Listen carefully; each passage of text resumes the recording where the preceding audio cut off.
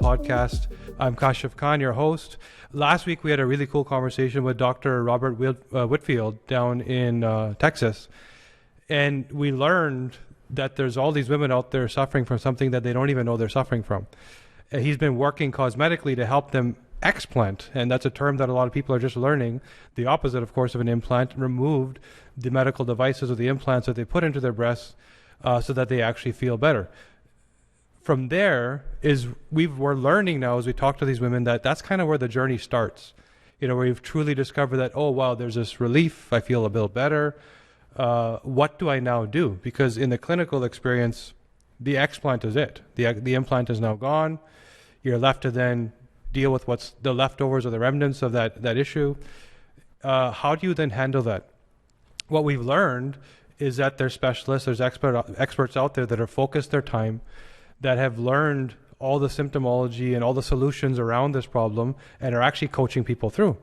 And we're lucky enough to speak to one of them today, who I met a few weeks ago on a trip, Sarah Phillipe, who has been helping women with their breast illness beyond being in the implant itself, but even post explant. What do you do? How do you get better? What are the best decisions? What supplements do you take, et cetera, et cetera, et cetera. So first of all, welcome to the show. Thank you. Thank you so much for having me. And it's a pleasure just to be here and sharing this information. Yeah, it's awesome to have you here because you have this really unique experience. And I'm sure a lot of women are going to hear this and say, oh, wow, I didn't even know that's something I need to look at. And I can't think of any other person who's made it their life focus and specialty of this is what I'm going to do. This is what I know best. And this is who I'm going to help. So tell us, I mean, first of all, what led you to this? You know, it really came out of this pain to purpose situation, right? I mean, I think a lot of us in the holistic health or functional medicine world got into this for a reason, and that was because modern medicine really failed us. And so we started searching for answers elsewhere and trying different things and just going down this path of trying to figure out what does work and what is the cause, right? Of what is the root cause. So for me, you know, I went through all of this myself. My symptoms started within about 6 months of having my breast implants placed. And I wouldn't say I had a healthy diet and lifestyle prior to that, but I didn't have a symptom to speak of. And so, you know, there were other stressors in my life, but at that point, they weren't causing any problems that were notable. And so I get breast implants within 6 months, I have all these unexplainable symptoms, going from doctor to doctor, and no one can really figure it out or help me. And the best advice I'm getting at this point is, you know, maybe you should see a therapist, or maybe you should spice up your sex life, or, you know, just things like that were just really offensive. Right. You know, and weren't helpful. And so it was a long journey for me, kind of coming to a place of deciding to explant. And at the time, there was no information out there about this. No one was talking about it. There were no Facebook groups. There were no websites. And so, you know, it was just this kind of instinct or intuition that I had. And I often wondered if my breast implants could be a part of the picture here, for just based on everything I was experiencing and didn't have that before.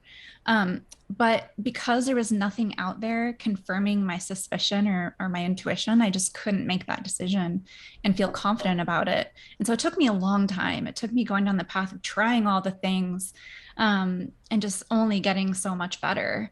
And so for me, I finally decided to explant when I struggled with fertility issues. And that was my big why. That really pushed me down that direction. How long ago was this? So I explanted 4 years ago. 4 years ago. Okay. And how soon after did you start to feel like this was the right decision? Well, like I said, I had done a lot of things to work on healing and on addressing other underlying stressors. And so I did get, 50, 60% better. And so I was in a really quite functional place, although I still, obviously was struggling with fertility and some gut issues. and some neurotransmitter imbalances and things like that. So I did feel kind of, I would say initially I felt just lighter, more calm, more at peace. Just, and other people in my life noticed that about me as well, that I wasn't so intense. I didn't come off that way. My energetic field, was just different. Um, and and I felt that, and so as far as other symptoms, I had developed stage 4 endometriosis, and so that wasn't the last surgery for me. Oh, I wow. had to have another surgery after that, about 6 months later, to get rid of all that endometrial tissue that was implanted in all these different organs in my body, because that wasn't just going to go away all by itself.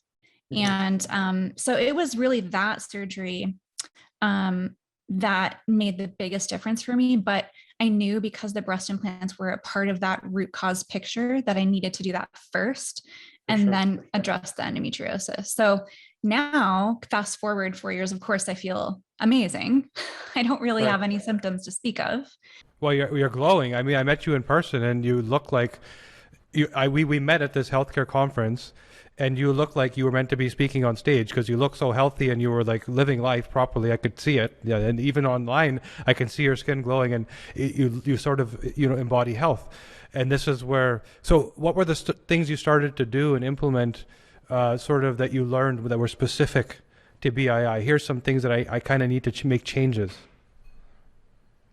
So, I mean, specific to BII, I guess the time frames were a little different for me as far as what I did specifically for BII. So initially, focusing on the basics, diet, getting gluten and dairy and soy and sugar and alcohol and caffeine and those basic things out of my diet, because they weren't serving me and they were making me feel terrible. So like basic things like that are really important. But then I know, knowing what I know about breast implants, I know detoxification pathways are compromised. I know, there's this kind of overflown toxic bucket, as we know that, the silicone gel implants, which are the kind that I had, do start bleeding at body temperature. And so you're exposed to, 40 plus different toxic chemical compounds, plus the silicone, which is considered a neurotoxin and an immune stressor.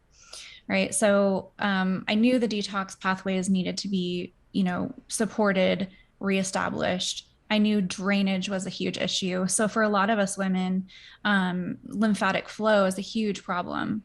And just think about, like these big, heavy implants just sitting on your chest, and there's all this dense lymphatic tissue around that area.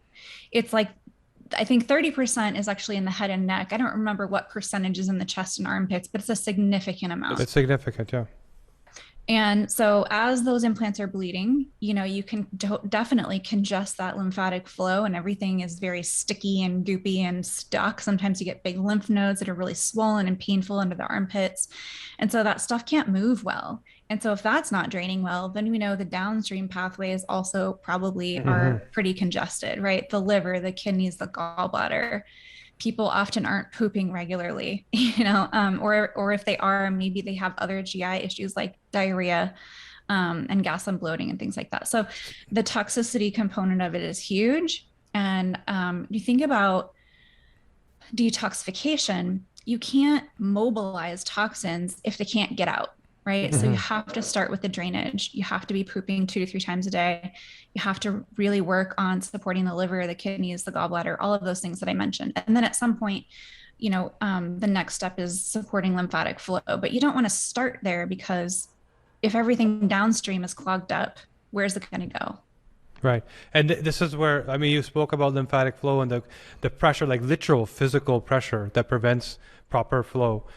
So even just starting with that, you map things out functionally, meaning that you're not, it's sort of in the medical, like looking at what's that overlying symptom and just isolating that. You're saying that it starts here, but there's a kind of deck of cards that gets stacked, and you move one of them, it affects everything else, right?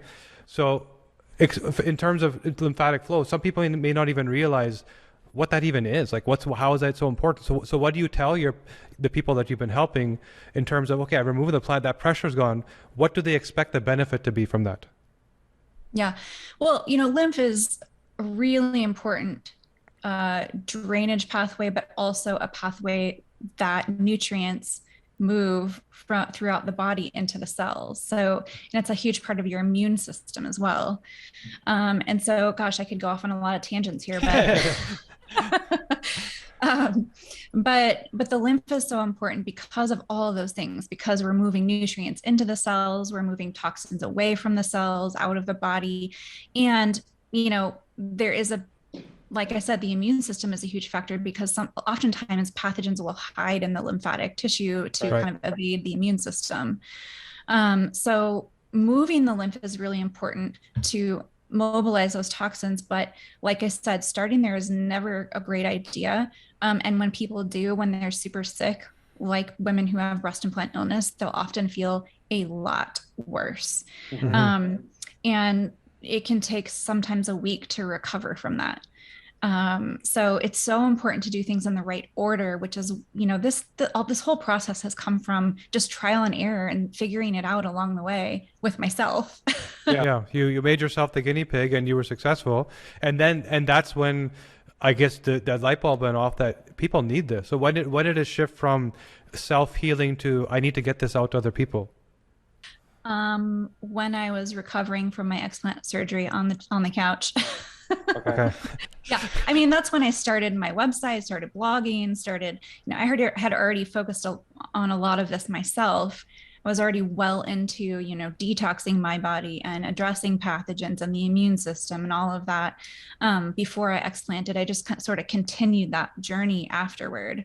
And you can do that. I mean, there is a good amount of detox support, not active chelation. I'm not talking about that. I'm talking about supporting the detox pathways and supporting drainage that, you'd be surprised how good someone can feel, even though they still have their implants in, just getting the body prepped for the surgery. So the gut, supporting the microbiome, like I said, moving the bowels, hydration is so key. And not just hydration, but hydration with good, pure, clean water. Bottled water is not sufficient.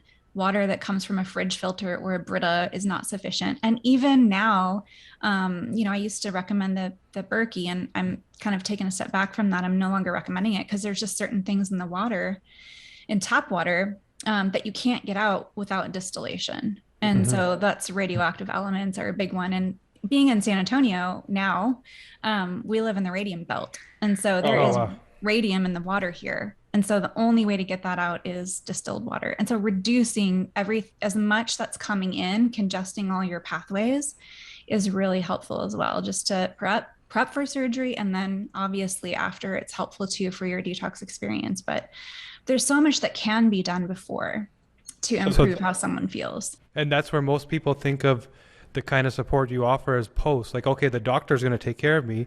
Now I need someone to manage my post non-clinical experience. But the realization of I can have a much better clinical experience if my body was ready and prepared for, which people don't realize they aren't. And like you said, it happens in many things. You find this with certain IVs or certain even mental health therapies, whatever. If you're not prepared for what's about to happen, you may not extract the full benefit of that thing. Right. And even then it could have an adverse effect for, like you said, some time, and then you kind of recover, but you could just have a much better experience if you knew what you were doing. You've been through it all. So you're able to warn women about what's to come and how to prepare. Yeah. I think that's important. And then, there's a big piece that people often don't consider, and that's the mental emotional aspect. And, women like me got breast implants placed for a reason. And it's not always an insecurity that it came out of. It's sometimes breast cancer, of course. I mean, not sometimes, it's often breast cancer. I mean, breast cancer is rampant. So that's not always the case, but there is a mental emotional component to explant, and coming to terms with that, sorting through who you are without those implants, right? Because they tend to define us as women. Right. And, sorting through all of that can take time, and it can be emotional, and it's a really important part of the healing journey. If you don't address that, you can only go so far, and then you're going to hit a wall. And it's oftentimes that emotional release that just hasn't happened yet. So there's this, segment of women that go through it and that's it, they're done and now it's healing. Then there's some women that say, I need to recover from the surgery so I can go get a fat transfer and get back to my, physical self that I wanted to be, but in a healthier way. So how do you see that split? Is that where most women are leaning towards, or is it more like, no, I'm done with this. I've changed my identity back to how I was born and I'm sticking with it? I think it's, I don't know how, like, percentage wise, what that looks like, but I see both. And I personally had a fat transfer as well. Right. I will say, though, that doing it at the time of your explant is not typically very successful. That's what, I experienced personally and what I've seen with other women. You just the body needs time to heal and recover, and you need to address the inflammation before you're ever going to retain the fat that's transferred. Right. So I do see women who, want to maintain some sort of aesthetically pleasing appearance. And so they will go for the fat graft. But I also think that there's a risk there. And had I known better, I would have made a different decision at the time. But you're putting yourself at risk for even greater lymphatic flow issues. You think about the lymph is very superficial underneath the tissue, underneath the skin. And then you've got the fatty tissue right underneath that. So if you're going through the lymph to get to the fat and it's very aggressive, this kind of motion, very aggressive surgery to get that liposuction, to get all the fat out and then transfer it to the breast, that you just risk a lot of scar tissue, and it may not even be like palpable to you, but it's there. And that's like a snag in the pantyhose. Yeah, people, they don't realize that whole lipo procedure, how painful it is. It's one of the most painful things you can do in cosmetic surgery, because you would think, oh, it's just fat and it's not like going into an organ or, breaking a bone, but it's intense. And you hear the story, the bruising, the scraping, and often somebody like you who is more slender, it's actually hard to get it done where you don't have the ripples and the after effect, and because you don't have as much fat to begin with anyway, right? So that challenge is there. But so we found that some of the women that we've coached and we've spoken to, it's a lot easier to cope with that emotional side, called the PTSD of losing your implants, with the the fat transfer. So it's good that the options are.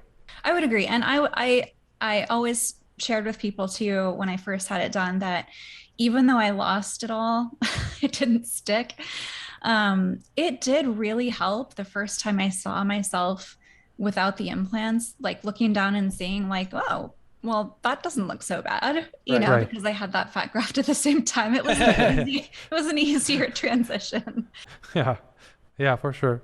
So now you've started working with women.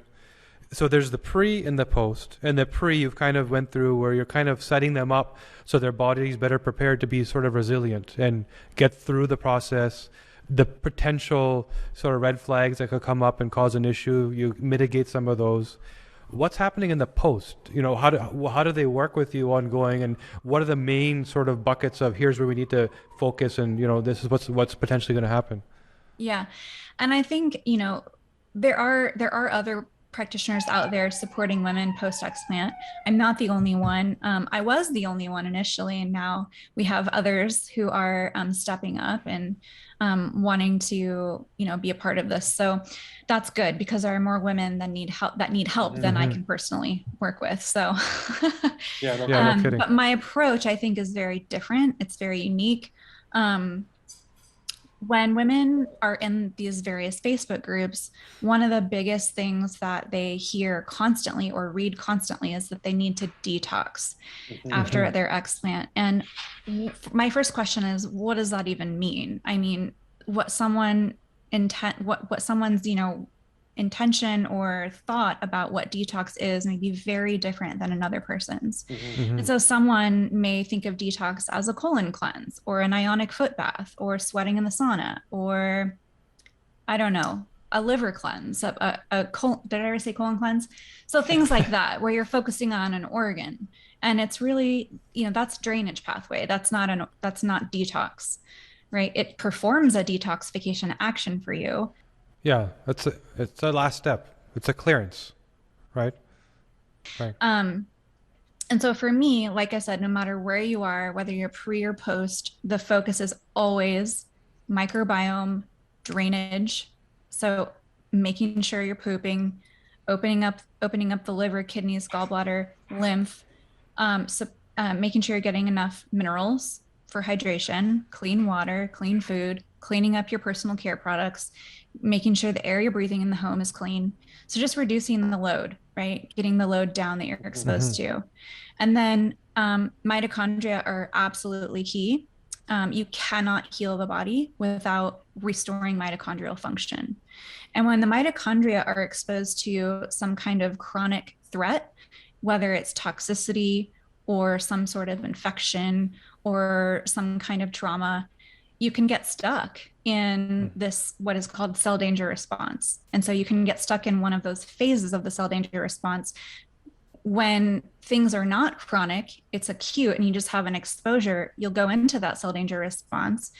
And the mitochondria are they're basically in battleship mode for you. They're going to bat for you. They're going to go fight that threat. And then once they go through that process, it shuts off and everything returns to normal. Like I said, though, when things are chronic, you can get stuck in one of those phases, and that leads to disease.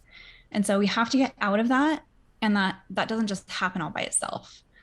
So there's a process. The things you're talking about. So it's funny how when we talk to someone who's dove deep into sort of the root cause, the why behind the condition, that the what you speak of sounds so similar and familiar to the other things, meaning that it's innate cellular health, meaning that all these conditions you happen to go down this path to lead to that symptomology of a condition with a label. But if you peel back the layers, it all starts with, like you're talking about, mitochondrial health, cellular health, inflammatory load. So, you can somewhat generalize and say, here's the things that are causing everything, right? We know that disease is rooted in inflammation.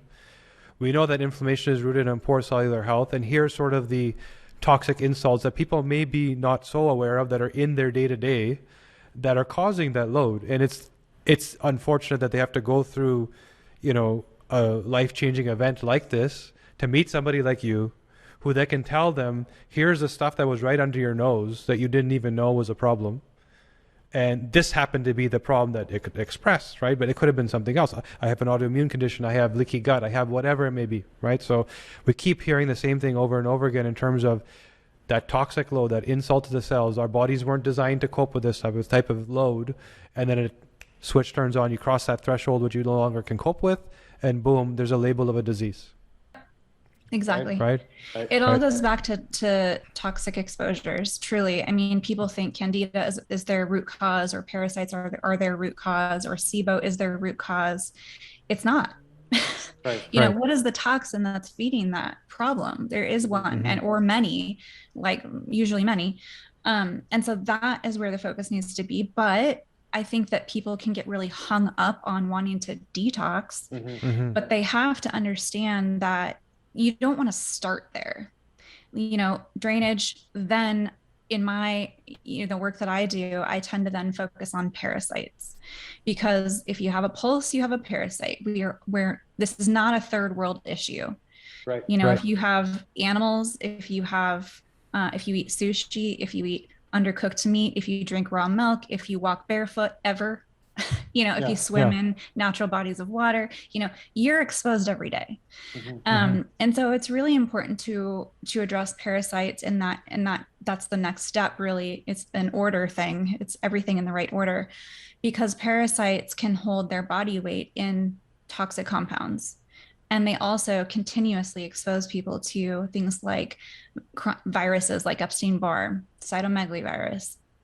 They continually expose people to other bad bacteria, other parasites, pathogens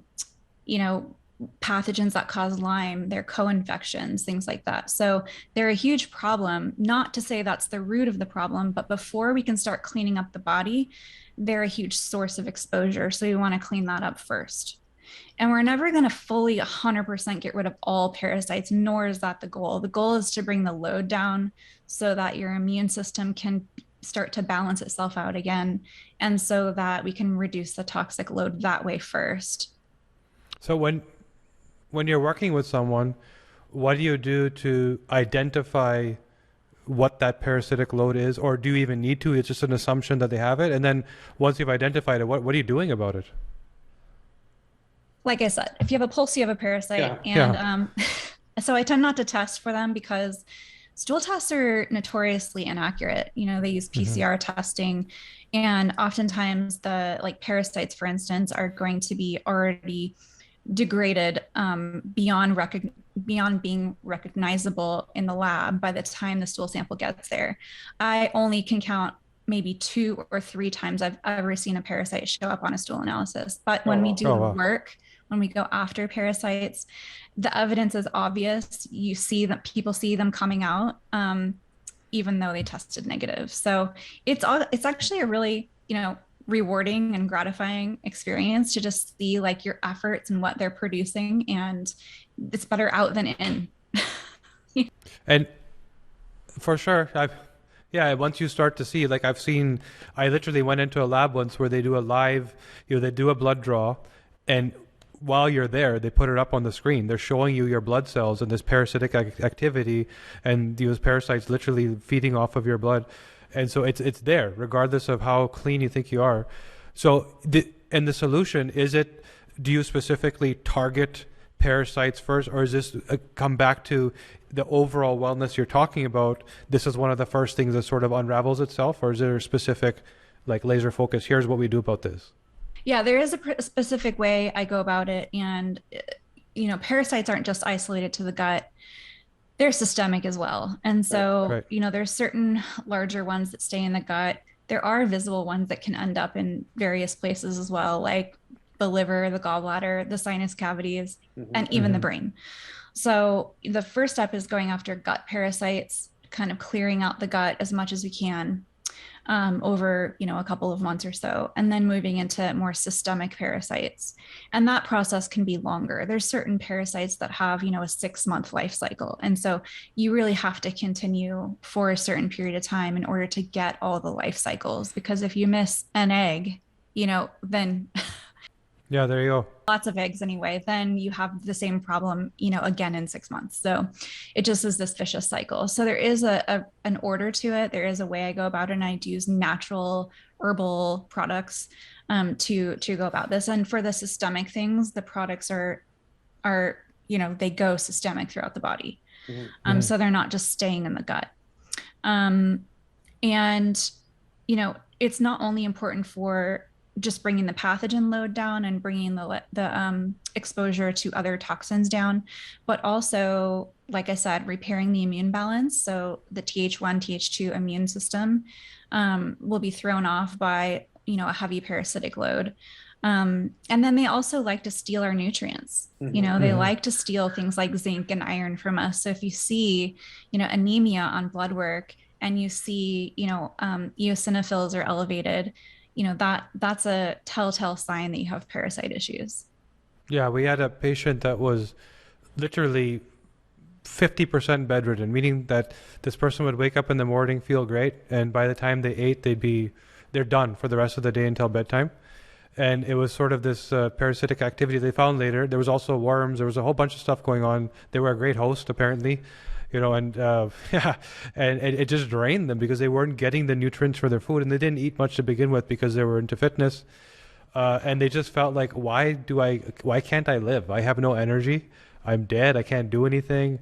And when it started to affect their mental health, that's when they went to go see somebody who gave them a parasite supplement, and what started coming out in their poop was unbelievable, so and they didn't realize what they were actually hosting, and the weight that they lost, and the way they changed their energy levels, etc.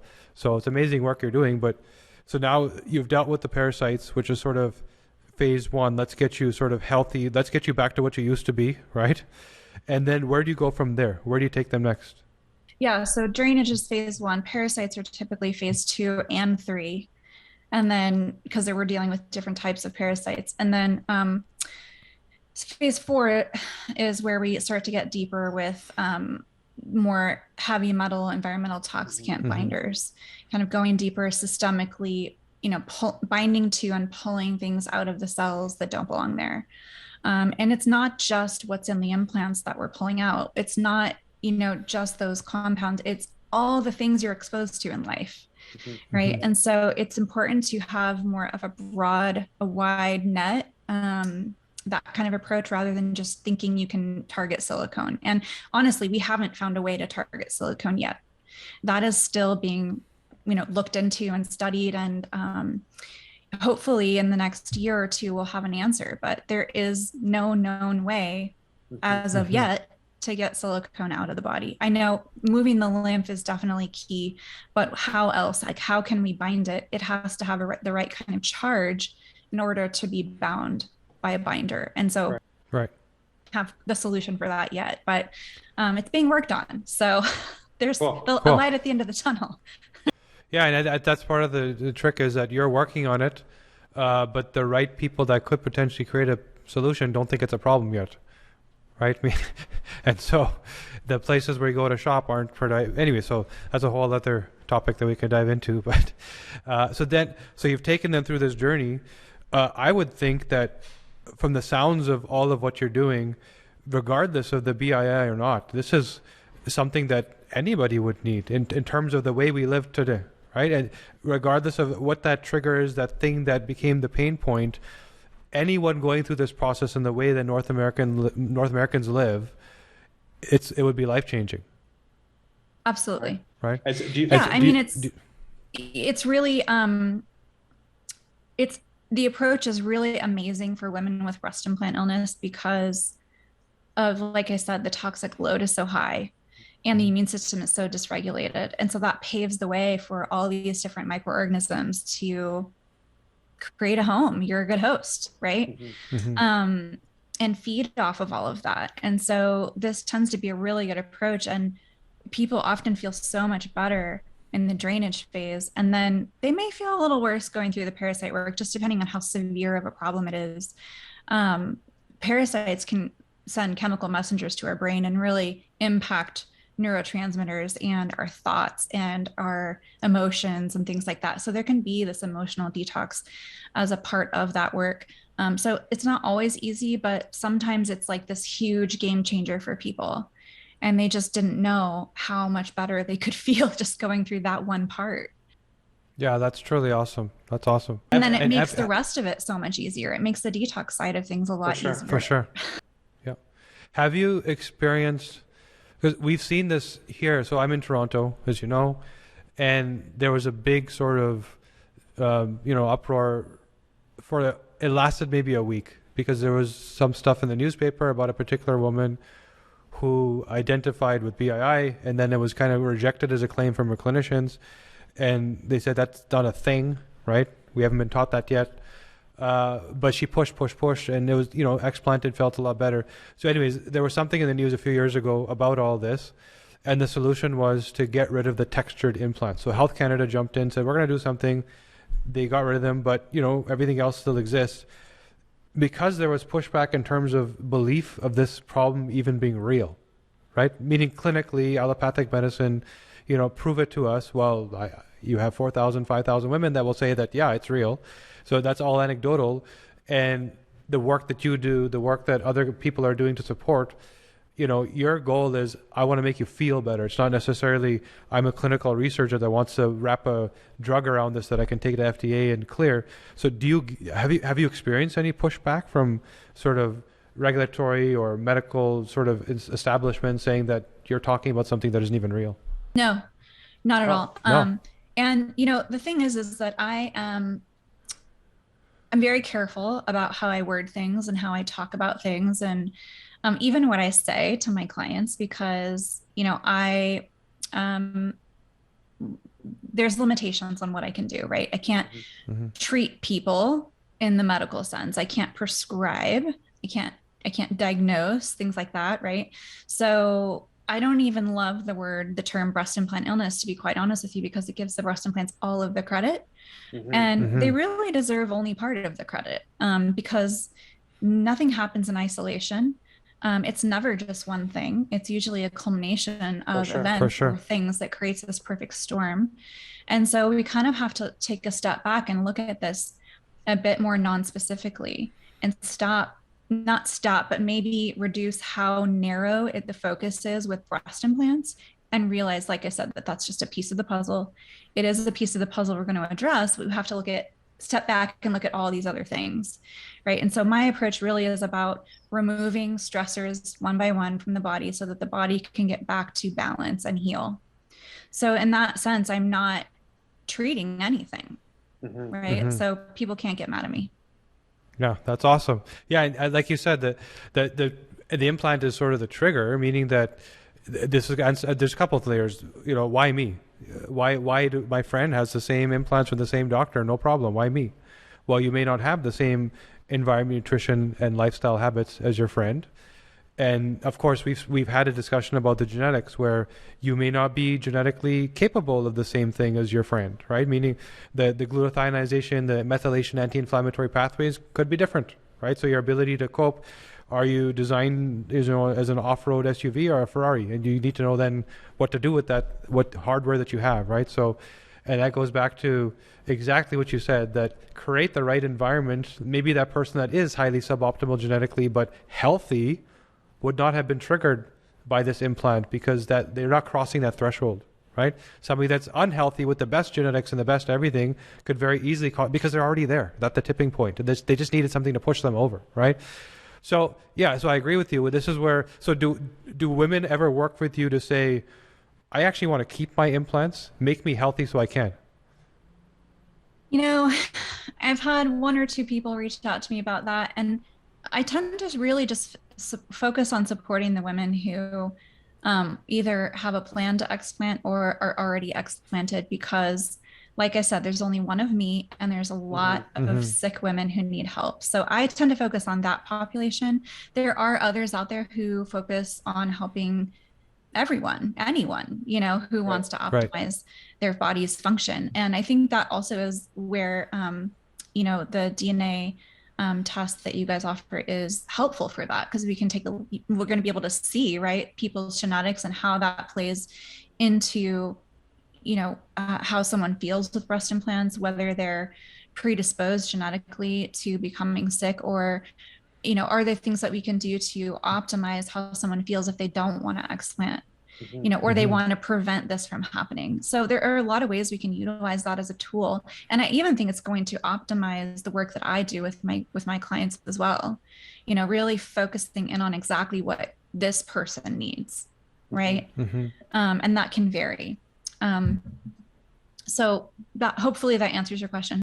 No, that's good. I mean, yeah, that's what I mean. The thought is that first of all, we're thinking that there's a lot of plastic surgeons and clinicians that we've spoken to that's their goal, right? How do I do this in a healthy way?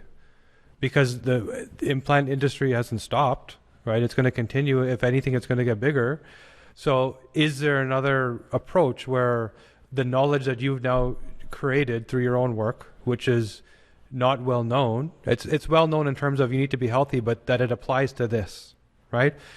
If that knowledge can be transported to, I'm about to get an implant and maybe it's not right for me, but I'm going to do it anyway, which you get that attitude. You'll get plenty of that, right? What can we do to help that person? And that's what we're starting to see, that for the first time we're hearing whispers of allopathic medicines, particularly plastic surgeons saying, should I screen this person? Whether it's genetically or, blood work, should I offer them supplementation or a solution or something that comes with, when a doctor tells a patient to get on Lipitor, cholesterol pill, they tell them you have to take CoQ10, right? There's a supplement that they tell them you have to take because it depletes your body's stores of CoQ10, like you need it, right? Otherwise your cells are under too much of a load. So that with the type of work that you're doing, the knowledge is now created. It didn't exist before. And now all of a sudden there could be a layer where your impact could extend much greater, where while there's a certain cohort, and it's probably a much bigger number of women that just aren't going to, they'll even deal with the pain. They'll keep going. Maybe there's a way that they don't have to, right? Maybe there's a way that they can just, here's a thing that you can tack on. But ultimately, when it's overwhelming, the explant probably is the right choice. Yeah, I mean, and I don't condone people making the decision to get implants or making the decision to not explant, especially if they're unwell. But it's a personal choice, and I also don't judge anyone for their choices. And so if someone is going to decide to get implants or keep their implants in and not explant and wants to, take that risk, with an informed decision, I think that's key. Then yeah, there are things we can do now, right? Based on your guys' research, which is awesome. Yeah, and we can't wait to start working with you on that.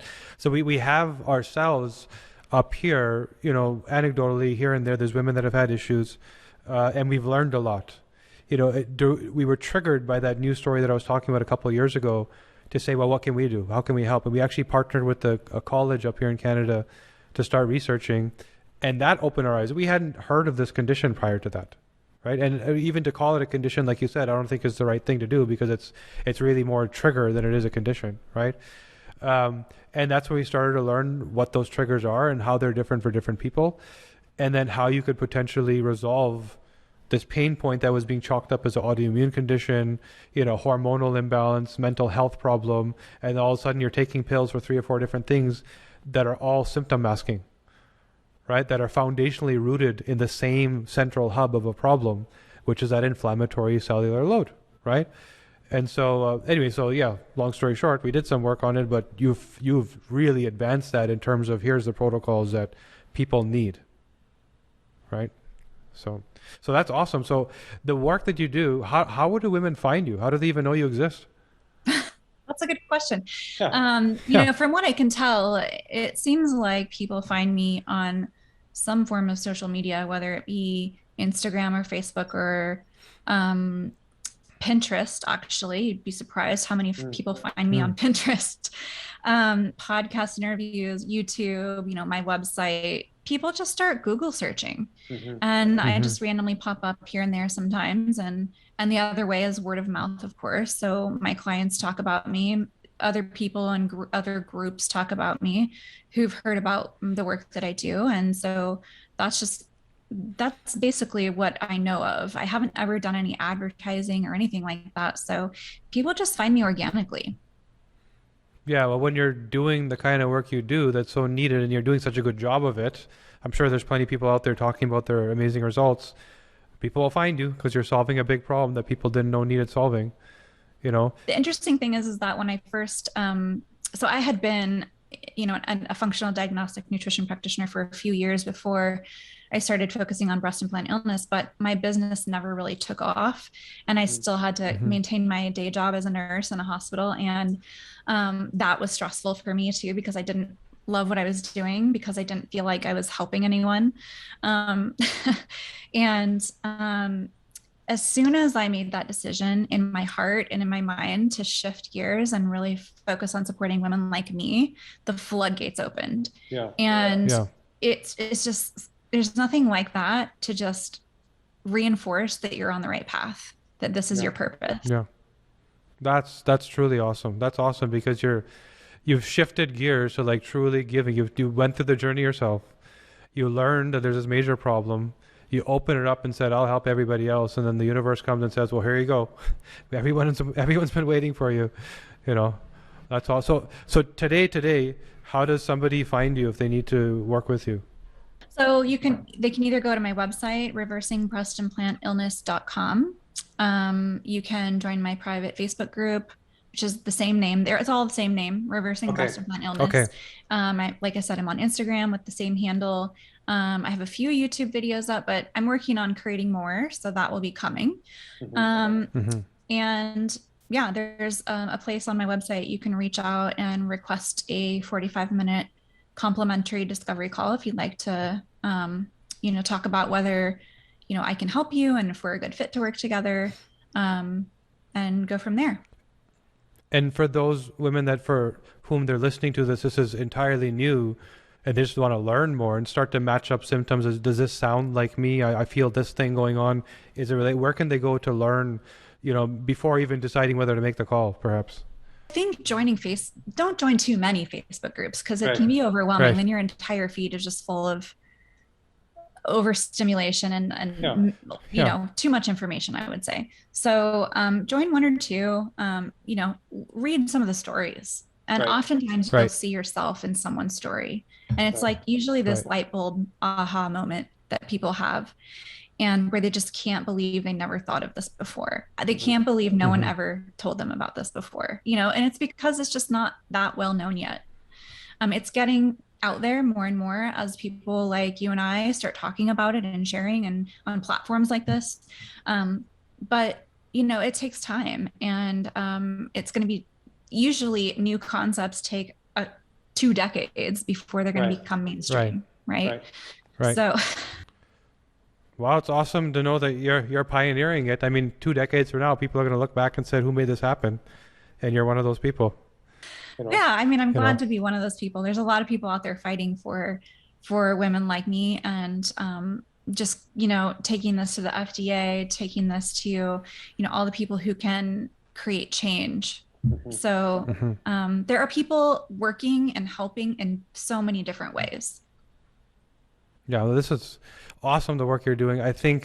I mean, anyone that's listening that's been worried, and people do, they tune in to just hear, like, what sounds like me, like you said, trying to find my story and somebody else's story, and to be able to resolve something that feels like this autoimmune constant, like, why am I just different? And then get to that. It's awesome what you're doing. So I want to thank. And if you want to read my whole story, you can find that on my website too. There's a tab set that says my story, and that might be helpful too for people to read. For sure. And I think people will sort of resonate when they hear that, if in fact that's what their issue is. So wanted to thank you, Sarah. This is awesome. I think there's so many women that are going to hear this and be like, wow, this is the thing that I was waiting to hear, that I needed, that I didn't even know I needed. And it was great to be able to share. And I would, support anybody that feels that this sounds like them, that they've been wondering what has been going on. Reach out. First of all, go read the story, get on the Facebook group, try and learn, and book that call, because all of a sudden this weight that you just couldn't resolve, no doctor's been able to answer, like, what is going on, appointment after appointment, drug after treatment after protocol, nothing's working. The answer may have been something that's right under your nose, literally, that you didn't know about, right? So reach out, try and figure it out. But thank you again for attending. This was awesome.